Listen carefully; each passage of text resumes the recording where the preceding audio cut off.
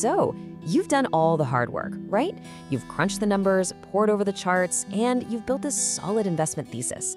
But wait, there's one more step, a really crucial one. It's what separates just hoping you're right from actually being confident. And that's getting a second opinion, not from a person, but from the market itself. And this really gets to the heart of it, doesn't it?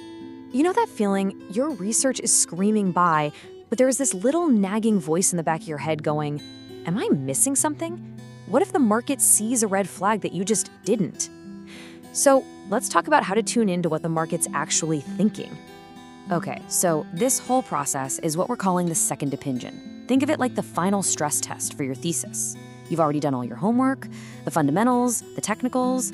Now you're intentionally going out to see what everyone else is saying. And look, this isn't about letting the crowd make your decision for you. Nope. It's about pressure testing your own ideas to see if they hold up.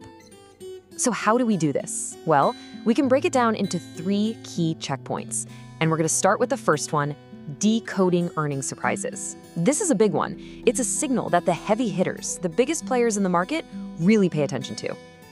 All right, checkpoint number 1, the institutional verdict. And this is all about the earnings surprise. Now, this is so much more than just a number on a spreadsheet. It's a really powerful signal. Why? Because the institutional investors, the massive funds that can actually move markets, they are watching this like a hawk. It's basically their report card on how a company is really doing compared to what everyone expected. And here's the key thing to get. When a company smashes its earnings estimates, like a really strong positive surprise, it's not just a sign they had a good quarter. No, it's bigger than that. It can literally change how the big money sees the entire future of that company. It can trigger a total reevaluation of its stock. Now, of course, this is a two-way street. A positive surprise might be the first real signal that a company is turning things around or that its growth is kicking into high gear. But on the flip side, a miss, a negative surprise, that can be a major warning flare. It might be pointing to some deeper, nastier problems under the hood that maybe your analysis didn't catch. Okay, so that's the institutional take. For our second checkpoint, let's shift gears and look at the expert opinion. It's time to see what the pros are saying. So, checkpoint number 2 is the expert opinion. What we're really digging into here is the analyst consensus. I'm talking about the collective view of all those financial analysts out there, the folks who literally get paid to dissect just a few companies all day, every day. The question is, what are they all saying when you put their opinions together?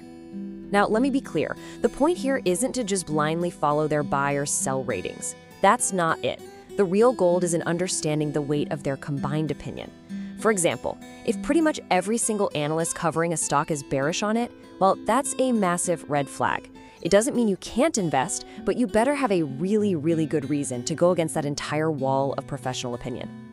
Okay, so we've heard from the institutions and the experts. Now for our third and final checkpoint, let's listen to the crowd. Checkpoint number 3, the retail crowd. This is all about what we call social sentiment or the social buzz. You know what I'm talking about. It's the chatter, the hype, the fear, all swirling around on social media and forums. It's basically the heartbeat of the everyday individual investor. So why should you care about this buzz? Well, because it can drive some seriously wild short-term price swings that have absolutely nothing to do with the company's fundamentals. So, keeping an eye on it gives you some really important context for your timing and for managing your risk.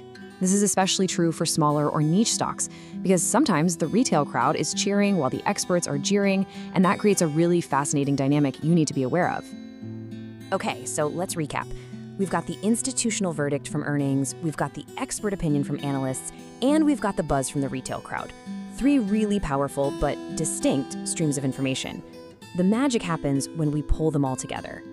And what's awesome is that these days, you don't have to jump between 10 different websites to piece all this together. Modern tools actually let us see all of this in one spot on a single clean dashboard. And this is what that actually looks like.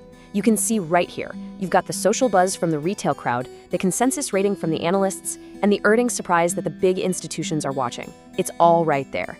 This is what we mean by making the second opinion actionable.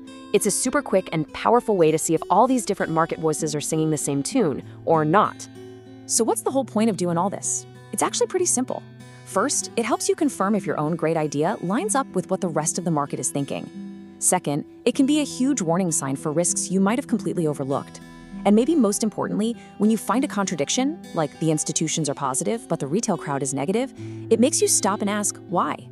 And digging into that why, that's often where the real insights are hiding. So the next time you're ready to pull the trigger on an investment, just pause and ask yourself this one last question. Does my thesis align with the market story, or am I betting against it? Just knowing the answer to that and really understanding the why behind it, that is the real power of getting that second opinion.